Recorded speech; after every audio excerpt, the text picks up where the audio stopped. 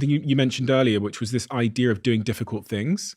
You mentioned it in passing. And the question that was stored in my brain is, what is it that makes a certain type of person choose and lean into difficulty, and a certain type of person lean out of it? Because that appears to be one of the key sort of correlating factors with success in life, your ability to choose discomfort.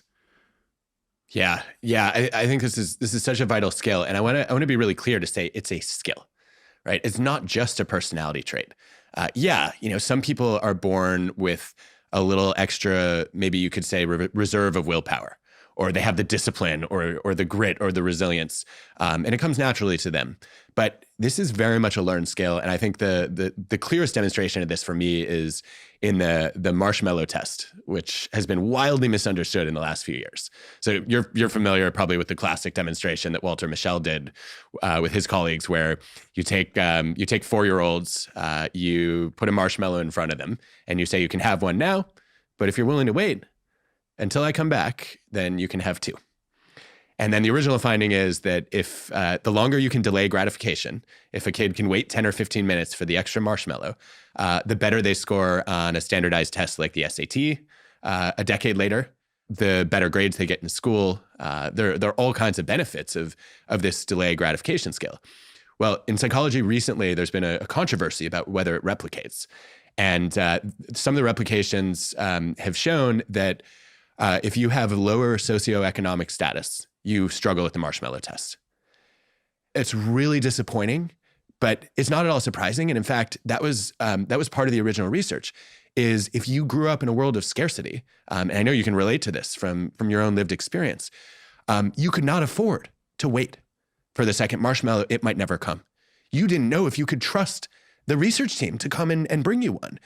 And so you didn't have the chance to practice that skill and learn the habit. But what's really interesting is if you watch kids who crush the marshmallow test, it's more skill power than willpower. What they have are simple strategies that actually make the temptation less tempting. So you see one kid will actually sits on his hands so that it's a little slower for him to reach out to the marshmallow. Another covers her eyes so she doesn't have to look at it. And then there's one kid who actually smushes it into a ball and starts bouncing it. So you don't want to eat that anymore. And this is why I say it's a set of skills, not just a matter of will, because if you have techniques for making discomfort less uncomfortable, and you know how to get it, I guess if you know how to get comfortable being uncomfortable, then you are willing to go into many situations where you're a little bit out of your depth and say, yeah, this might be awkward, this might be embarrassing, but I'm going to learn something. And I guess, for me, that was public speaking. Like you touched on giving TED Talks earlier. I would have never dreamed of standing in a red circle. I had no business whatsoever giving a TED Talk. I'm an introvert. I'm extremely shy. I was terrified of public speaking. And in one of my first lectures, a student wrote in feedback afterward that I was so nervous, I was causing them to physically shake in their seats. And the only way for me to get over that was to put myself continually in that situation and get used to the discomfort.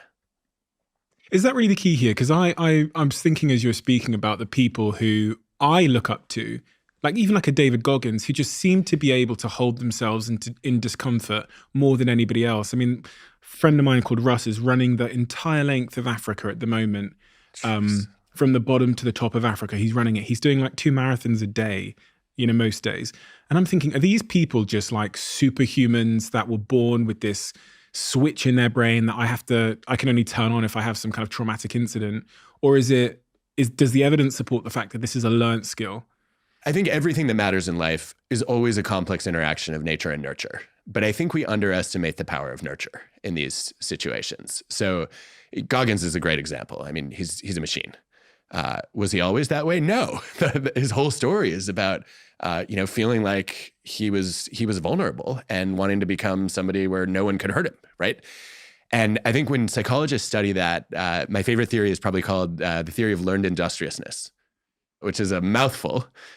But what it's about is the idea that if you reward effort, if you reward hard work, if you reward seeking out discomfort, then over time, being in uncomfortable situations starts to take on secondary reward properties. In other words, you get a little bit of Pavlovian conditioning where when you've pushed yourself a little bit past where you're comfortable, that feels good. And you're used to that leading to something positive. And that can become sort of a self-reinforcing cycle.